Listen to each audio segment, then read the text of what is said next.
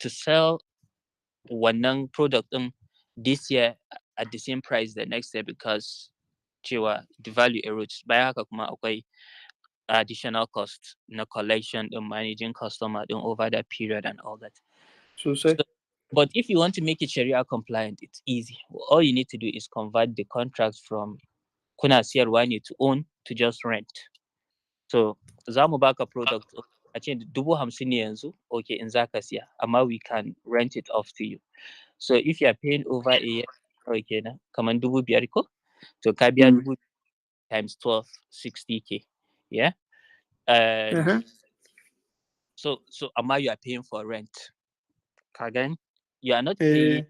You are not paying you are not paying to own the product, but we are giving you this panel, we are giving you all these batteries, but you are going to be paying rent for using them. So kaga, the product remains ours. Cool? But higher purchase rent Okay. So we can tell you that at the end of the contract, in muka ji daɗin aiki da kai, we can gift it out to you. Kaga, the whole dynamic changes. So but yanzu, the end of the contract, we are giving it to you. Muddin ka cika wannan terms and conditions in nature, paying your rent. Da wannan kuke incentivizing mutum. Okay, businessman. Ina jin kare. See, wannan capitalist ne shi ma dai. Business strategist ne kawai. Okay. I think we'll go back to this conversation some other time, but is there anything wrong with being a capitalist? No, Nagode. Wannan Mustafa ya samu dan wani. No, zamana. Ai ka san menene? Ni yanzu from where to understanding, like akwai kamar capitalism yayi like, for example, separating into two different categories. Ni kaina yanzu anan, like in duka anan room ina gani in zaka yi categorizing kowa, like zaka yi kiran kowa capitalist, amma ni from where to understanding kowa, like under wannan group akwai certain mutanen da su extremists ne ina gani a cikin ka su, but anyway ka gani to ya follow su ya ce a cikin group nan suke ya follow su ba zan faɗi suna ba, amma su san kansu ai, like su san kansu sun san a tona asirin a fije ka zama ba zan faɗi sunan kowa ba, amma su san kansu ai, baka sun fara magana ba, su san kansu. Ba zan biye ma ba yanzu, amma dai ka gane shi abin da yake cewa is like yanzu capitalism ya fara, idan level in irin capitalism ya fara kai to cewa abin ya fara affecting mutane, kamar akwai lokacin da muke abin nan magana kan yanayin Amazon ne yace suke exploiting mutane da sauransu saboda kawai kaga, kuma Amazon is a very big company for profit, kaga suna da kuɗi, suna da enough kuɗi, amma a ce wai still wanda ke aiki a Amazon kaga ne sometimes wai suna fitsari a roba, suna wani a wannan shirme, kaga it doesn't make sense. To wannan capitalism ne we are against it. Ba sani ba in kana da thoughts akan wannan. Wannan kasan irin wannan capitalism din daban ne, su ne irin adversarial capitalist haka. They will do no matter what to win regardless of za su taka, regardless of employees ka gane welfare ɗinsu da sauransu. Yeah. So wannan daban ne ai. Amma wannan ruthless capitalism. Wait, why ma yayi maganar dazu? Ya maganar wanda ya magana, wanda ya kama magana capitalism din first. Maganar wanda ya maganar karban data da sauransu, why? Oh, ni ne Alamin ne. Yeah. No, ni ba kasan me ni wallahi zaka aika a chat, right? So by the way, I can do that, amma akwai. All right, no problem. I think no, amma ni I'm 100% like for why irin gathering data. I believe that you are the one company in the scale like gathering data in Zoom. Wallahi tallahi 100% they will be one of the biggest. Had be in Africa, the population is incredibly high. Kuma sannan, like for example, akwai massive opportunity analysis in that. When there's someone irin data like kuke gathering kuma daga ina ba exactly, amma akwai very very huge opportunity na cewa duk wani tech startup in the suke gathering as many data as possible yanzu, wallahi they are going to be very very huge in the future. Saboda ai yanzu data ne yake controlling kusan kowane aspect in like rayuwar mu yanzu da muke yanzu. The more kuma companies to Google, the only reason they say Google is not the incredible amount of leverage like against other businesses that was up it's because data da suke gathering. Google is one of the wani abin da kake like sun san more than kai ta san kanka ma ka gane me nake kuma the only reason da yasa suke da leverage in nan is because data da suke da. The more data da kake da, the more like a training like models, machine learning models in the last year ma predicting abubuwa sosai kuma with very very high level of accuracy ka gane me nake nufin. The more data da kake da, the more zaka understanding abubuwa so many aspects sosai. So wallahi ni ganin nake ba ma wai na harkan finance ba kowane aspect in data da zaka iya gathering kai zaka like definitely akwai massive like opportunity in the future wallahi har dai a Nigeria kamfanin karɓar data mana kawai.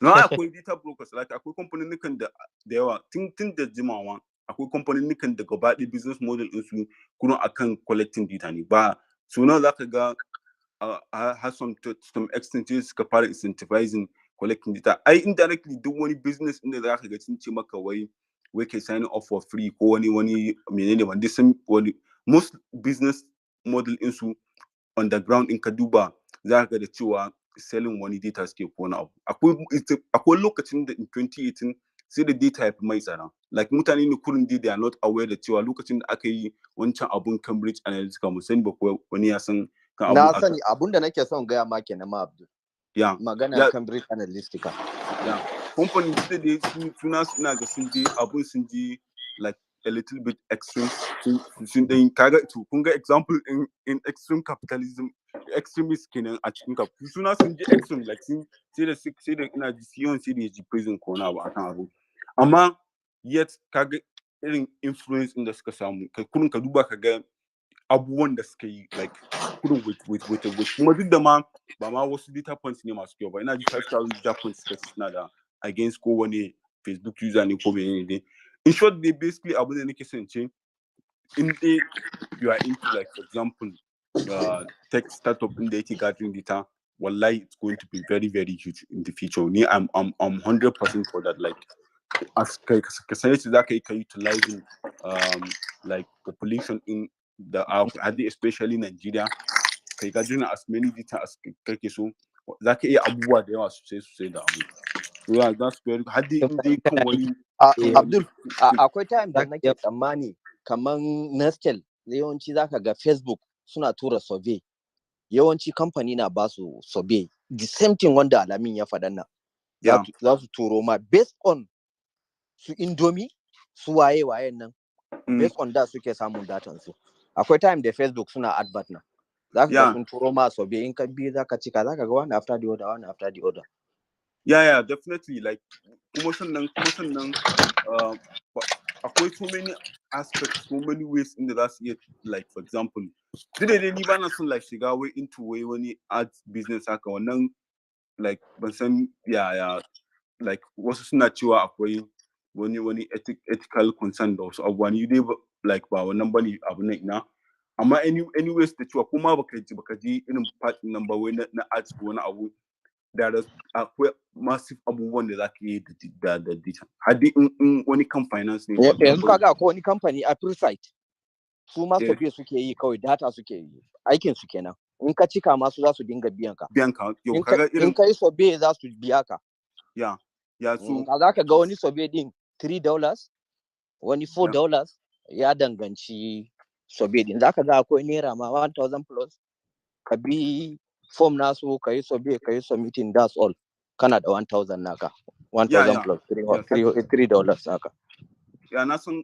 abban su ma like akwai wanda ma suna ma biyan more than haka akwai kurin just to show you ka gani da cewa in dai har business di biya ka ya ci kai sa datan ka definitely akwai massive like profit da yake making daga kai ka gani me nake nufi haka kurin ba business da zai zo ya ce maka ka sa datan ka zai baka kuɗi for free saboda yana tunanin like datan school ko kuma wani shit ban sani ba dai amma ka gani me nake nufi kurin da yana nuna maka for example opportunity inda akwai akan aspect nan shi yasa Abdul a lot of yaran mu da muke kuka ba aiki kowa kaga ya dauke babban waya ya rike yana sa data ka kashe shi a shirme. Akwai abun da zaka yi guntu zaka samu riban data, zaka samu ka sake sayan data, zaka samu wani abun da zaka sa a jiyunka ba.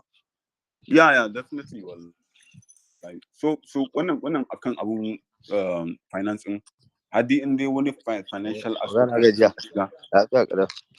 ya zaka iya gaskiya zaka iya akwai opportunity sai kuma zaka iya like breaking through sababbin wuraren da ba ma penetrating ba, like for example cikin dida na san currently na san akwai manyan startups inda suke Lagos da suke wannan harkan, like for example data inda wasu abubuwa, data collection da analytics da wasu abubuwa akwai na san. Yeah, I don't think, and this is me saying this, if you are saying this is your humble opinion, you are not very humble. But I've seen what most of these guys have. Most of them are actually friends. When the they are trying to build a data business for Africa as TS. Okay. With Cousins TS, STS data. STEAS.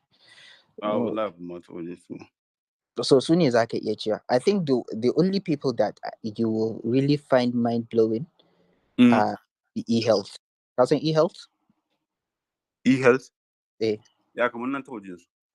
So e-health for Africa, they are they are the biggest tech startup of Africa. No one knows about them, not really.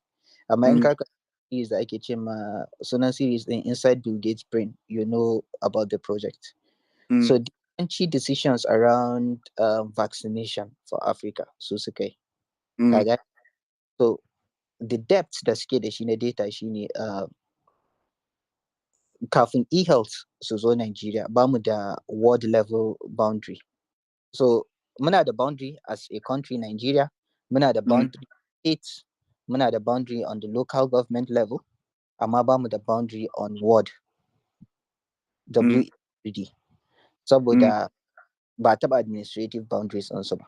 Su kuma da suka fara aikin vaccination sai suka yi noticing cewa border towns da suke kan wards yawanci ba a reaching ɗinsu wajen vaccination, saboda wasu za su yi tunanin cewa this place has been covered, su kuma ɗayan sai su yi tunanin su ma this place has been covered, so they couldn't really get to the ends of communities in da suke so su yi reaching with vaccination programs and polio da aka yi ko da ake yi ma. So they started redrawing those boundaries. They started redrawing settlements. They can tell you 200 years ago, these are the kind of people that were living in Maitama, and this is how they were living, and these are their occupations. They are that much in depth. It doesn't make any business sense in the depth they go through in the data. So constantly, they are not really on that granular level, which we take it as individual components. And say, okay, chairman is on a call.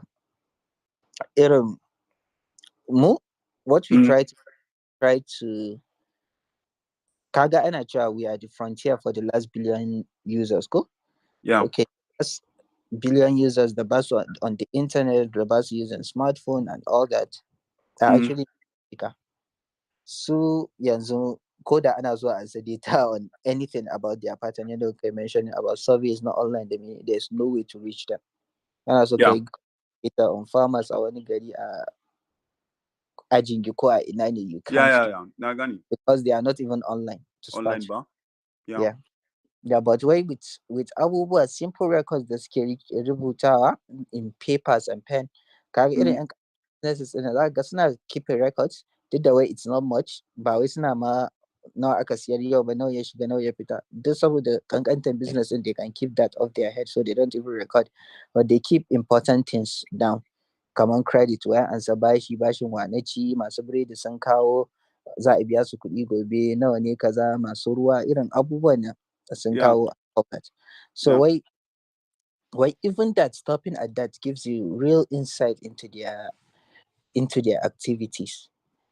So you don't really, what I'm trying to say is it's an untouched frontier at all. Most when the zaka ga an ce sun yi wani abu in that front, people been given contracts, ka gani? So a ce tana so ta yi wani anko borrower, tana buƙatar data manoma, ko ana so a yi trader money, ana buƙatar data yan kasuwa da waye, yawanci I look at Quangular data, it has like all the incentive in the world to I swell in data up. Kagai? So that the Mm, more you have, the more you get paid for it. Yeah. But if you're actually doing it to derive business decisions, you mm, have to be as accurate as possible. Cool? Now, mm. when if you are giving someone financing the inventory of Indomie, for example, you have to be able to some level de-risk that investment. Cultural risk in the kitchen. And the only way you can do that is to have accurate data. Because Yeah, in yeah, that definitely. data kaman kana torturing mutum ne. Duk abin da kake so data ya gaya maka zai gaya maka. Ka gane? Yeah, yeah, yeah. So idan yanzu if I want to look at this clubhouse and say uh, I need to kamar wannan room din na ce okay I want to discover patterns. Duk patterns din da nake so na gani zan gani.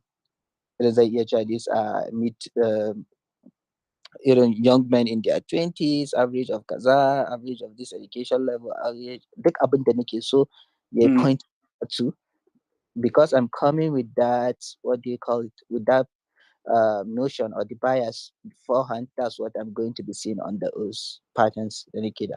So you mm. have to come to some level unbiased first, and also secondly, you have to be as accurate as possible with all validations put in place.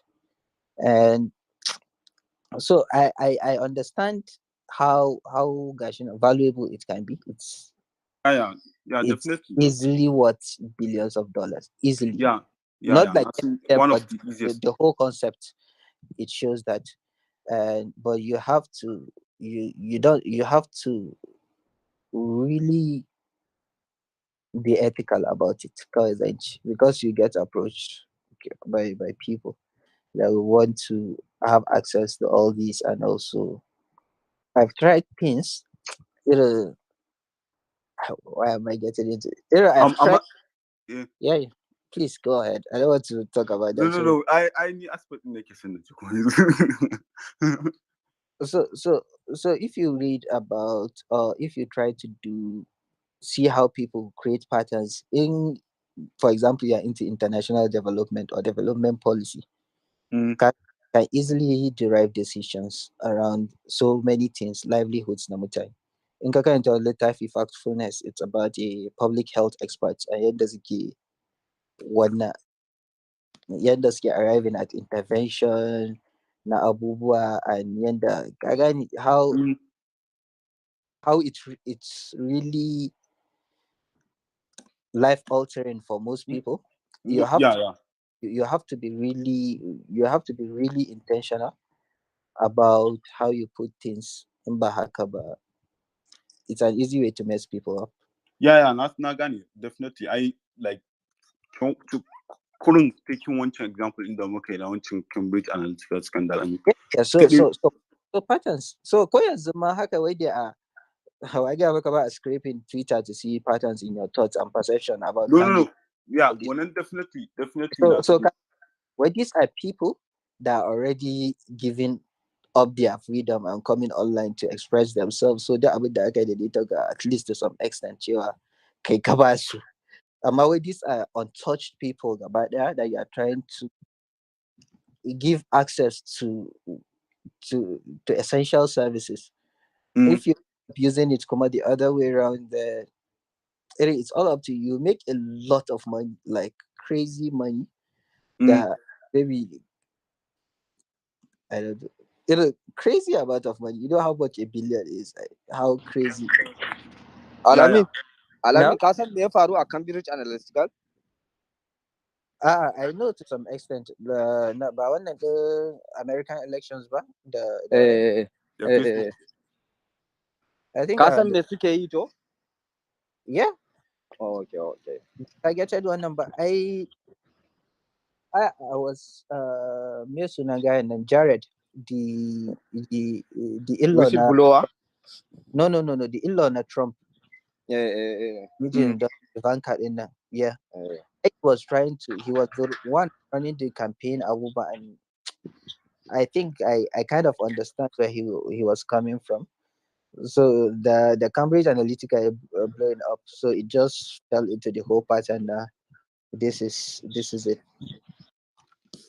Amma ke a tunaninku mutane su care about cewa ana stealing data su ko ba a stealing data su ko kuma Yeah, we had that argument. Yeah, just yesterday. I don't think people really care. At least people that can't afford to care. So whenever I see people around me, tun ba anguwanmu ba haka irin suna gashi nan da suna kasa irin me suna apps din nan dai na loan sharks din nan da suke kiran mutane suke monitoring calls ɗinka da komai irin su data and all these apps. Kaga akwai wani muna zaune da shi and he started applying for a loan on it, sai nake ce mai kai za su ansa details ɗinka fa, za su ga contacts ɗinka, za su dinga ganin call logs ɗinka, monitor your messages, they will be seeing everything on your phone. Yace ni da za su ƙara min 5,000 ma zai iya haɗa musu da dukkanin 'yan gidan. So people don't really care, well, most especially people that can't afford to. Akwai people that no, I think it depends the culture din mutane, kaman kaga western culture su ya da ke, amma an kaje haka su China su wane ne su wai irin surveillance da su wane ne duk bai dame su ba. Ai kamar yadda aka yi gashi na su ko a west din ma, the west differs ko ba za ka haɗa Europe da North America ba. Europe they care way more than North America. Shi yasa you don't have a lot of these big companies da za su girma sosai. You can count on one hand how many big tech companies we have in Europe compared to North America. The educational level is the same. The level of access to finance is somewhat similar, and also the entrepreneurial spirit in America. But then you can't. It doesn't justify the divide. But I think one thing that stands out is regulations when it comes to EU around data and privacy and all these things for people. And that's why come on in places like the UK, basu da identity. Again, one identity that you can tie someone down to. Yeah, you can tie them to their NHS or something else. And that's the easiest way for the government to run. So Cote West they do differ. Uh, Africa, we don't care that much. Asia, I think it's because they don't have a choice. They, yeah, the scale, it's political, then they're structured. And so I think politics has a lot to do with how much access people have to people's data and what they can use it for. I got collections in the yanzu Nigeria, we are getting tighter regulations. It's something you can easily bypass if you want to. Kawai wannan ne, it's about consent and our people don't care. So in ka gaya musu cewa I'm collecting this about you, and I am sharing it with these guys, and it's giving you this opportunity to this. That's all you need. And whenever you get called upon, you can just show it and say, hey, this is where this guy signed that Yabama access to this. So it can be easily bypassed. So kawai kai dai on your part as a company, know what you are doing, or as an individual. Know, be very intentional about it. Kar ka bari kuma abubuwan kyalkyalin su ruɗe ka to what you can collect, what you can wannan, and don't overreach. And that's what you just wannan. Because irin koda kana stalking mutane, it doesn't reveal as much as you want it to. So why kuma building trust is way more one profitable than just giving predictions about patterns like behaviors, which can be very, very stockish. Yeah, amma what about, like, for example, wasu aspects kamar finance haka? Don kaga kamar yanzu na san da cewa like akwai kamfanin da for example suna da massive amount of like financial data that at some point ba masu suke making decisions akan wai wani for example financial decision. Ka gane me nake nufi? Kurun sun riga sun automating wani aspect in da okay, we know so much about yacce market take moving yanzu da yake muna da data da ba ma sai mun yi ƙara worrying akan, for example, yace market zai move, but we can easily had for example in wani as places kamar crypto yanzu, for example crypto that is very very highly volatile market haka, in zaka iya ka samu kamar datan yace market ya dinga yace crypto market ya dinga moving for the past maybe 10 years haka, ko ma dai yaushe ne, like ka samu very very accurate picture in the okay ga kana da every tiny detail, zaka iya making a lot of predictions akan based on wannan datan, kuma wallahi zaka ga most likely ita kake predicting abubuwan will correlate to yace, like for example market din yake zai moving, kaga zaka iya predicting so much da shi. yanzu Abdul, yanzu in ka kula kaman su Chamat yau in ya fito Twitter in ya tweet akan market shikenan market ya canju. In ya predicting akan abu kawai an gani believing ne. Chairman na venture capital ya yi director a Facebook. Social capital. Chairman CEO na social capital. So abinda kuma zaka wannan da shi shine wannan tweet din da yayi shine ya causing wannan change din in the pattern or tunda perception ne na market, ko kuma gashi nan da suna ne, ko kuma wannan din da yake da shi, the previously held information they're using that shows this market heading this way. Like Kasan, these are not things that you can easily divide. The trust in him showing you why this is where the market is heading, and then the market just goes that way because you're pulling pump in towards that way. Cool. I don't really know much about trading because gaskiya but I don't think I have the stomach for it. Wannan an zo bangaren mu kenan ai. So I don't even know anything about trading. Shi abin da yake faruwa akan crypto da kuma sauran abubuwa, shi yadda suka yi shi dama encrypted information naka da transaction naka ba zai yi third party ya shiga ciki ba. Misali kamar al'amin kai ka san issue of blockchain ko? Yeah, so say. No, I understand how crypto works and how the blockchain works. So say abinda kawai nake cewa shine I don't really know how markets move based on information na mutane. Like is the historic information da kake da shi predictive of the future? Ka gane? So because yanzu misali in na ce maka naira ya losing value shi from 200 naira or 150 in 2014 zuwa 800 today, ko in November, October 2022, and this is the year-on-year loss da aka samu, but this is the year-on-year gain da aka samu in the value of dollar yanda yake appreciate.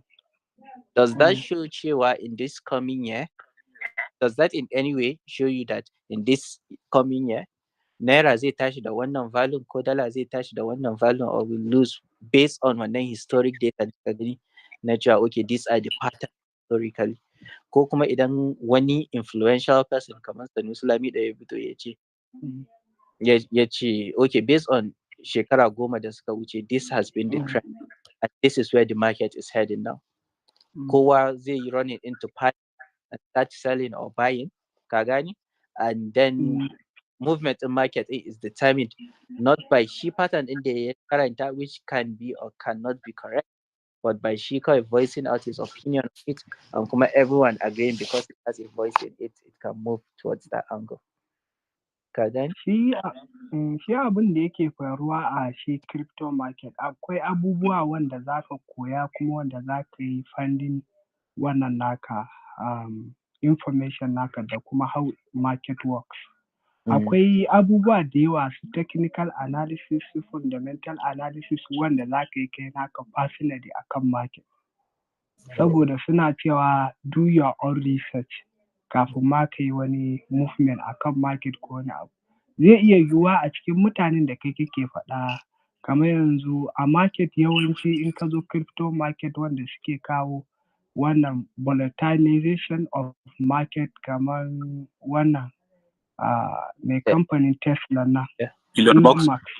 Yes. Elon Musk wani lokaci yana yin magana kuma za ka ga market kuma zai ronin da sauransu da abubuwa. Wani lokaci zai yi magana ma market din ba zai moving ba kwata-kwata. Zai je sa sunan wani coin kaza yanzu kaman wannan kamar example kaman May zuwa June ɗin nan da ya wuce nan. Ya yi magana akan Dogecoin kuma Dogecoin ya tashi saboda 50% na Dogecoin ma shine yake owning na wannan.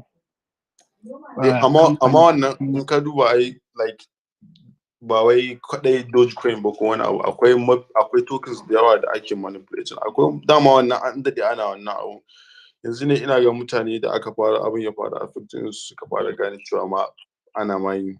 Amma ba ma wai crypto kadai ba ko stocks ana manipulating haka ne. Mutane shine kafin wai irin a yi manipulating na market. Akwai abubuwan da kai za ka koya musamman saboda ka san yadda market yake movement. Naka na karon kanka wanda in kana son ka yi if you are a trader kaga akwai fear and greed analysis za ka koye shi su technical analysis su fundamental analysis wanda kuma shi kuma yake magana based on historical movement ma na market shi ma ana yi. Yanzu misali kamar Bitcoin this year gaba ɗaya ya sauka ne gaba ɗaya. To historically in ka zo kuma next year da za mu shiga market zai ƙara reviving ne. Saboda first year in ya zo shekarun da in ya sauka a next year in ya zo kuma hawa zai yi. Duka wannan ma yana yi duka za ka iya analysis a kansu amma ya kamata ka san abubuwa da yawa a ciki. Yawanci abin da ya sa mutanen mu suke samun asara da kuma abubuwa da yawa akan crypto da sauransu ka ji mutum ya saya ya asara kana da sauransu. Yawanci ba sa bibiyan wannan abubuwan kuma ba sa karanta suna yin shi ne offhand. In sun ji wani abokinsu ya samu riban kaza su ma suna ga za su iya samu. Ko kuma market yanzu misali Bitcoin ya tashi coin sun tattashi. To sai kawai mutum ka ji coin ya tashi kawai sai mutum ya je ya siya. Ka gane ba? Kuma a ce ya tashi irin 100% ko ya tashi 50% ya hau.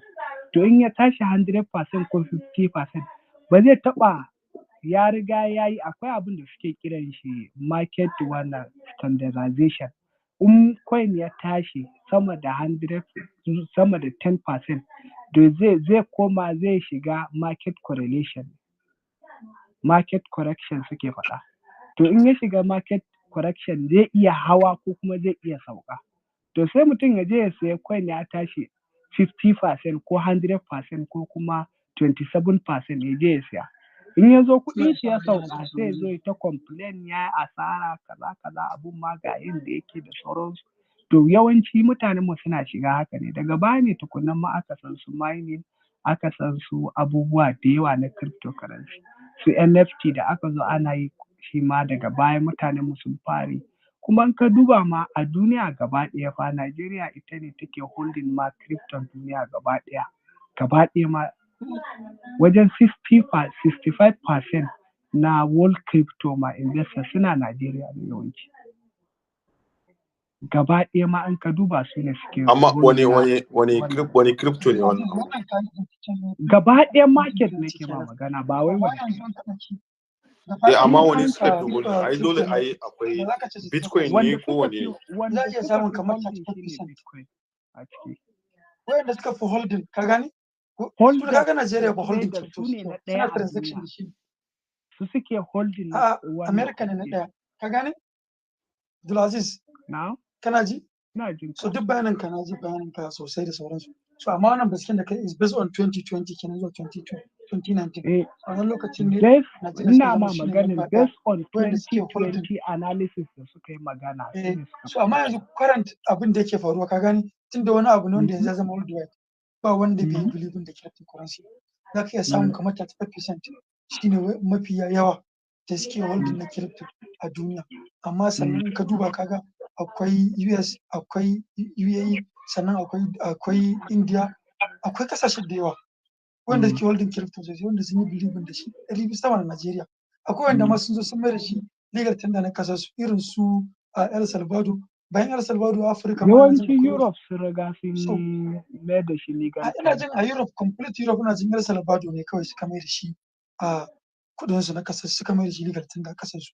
So idan ka dauki kuma bana prediction ji market bayan El Salvador akwai country da ta mai da shi ma El Salvador na son probably wani fucking scam ne ko rigged abu ne amma ba ita kadai ce kasan da take accepting to amma kun san me yasa kasashe irin suka iya dada na market da am kace me na ce kun san me yasa kasashe irin su ba sa yarda da irin legal tender da sauransu akwai factors da yawa gaskiya amma abin da ya sa kasashe su ba suka iya yarda da shi cryptocurrency da sauransu saboda transaction naka ba wanda ya sai access transaction yawa da yake in terms of criminology za a iya transaction kasa ma bata san kuɗi nawa ya shiga a cikin kasan ba bata san kuma kuɗi nawa ya fita a ciki ba bata san kuma wani irin transaction aka yi saboda me yasa shi Satoshi Nakamoto wanda ya creating Bitcoin ya yi building na blockchain kuma shine wannan transaction ne za a yi between two parties without any intermediary or third party babu third party a ciki yanzu misali kai ne za ka je banki in ka je ka ɗauka kuɗinka ka kai banki za ka je ka ba banka ya samu a cikin account naka ko wa suke roni na wannan kuɗin naka a ciki bankas ne suke roni sun san nawa yake cikin account naka sun san nawa kake fitarwa sun san me kake da transaction naka they are watching over your transaction to in an zo kuma in terms of crypto no one knows your transaction ba wanda ya san transaction naka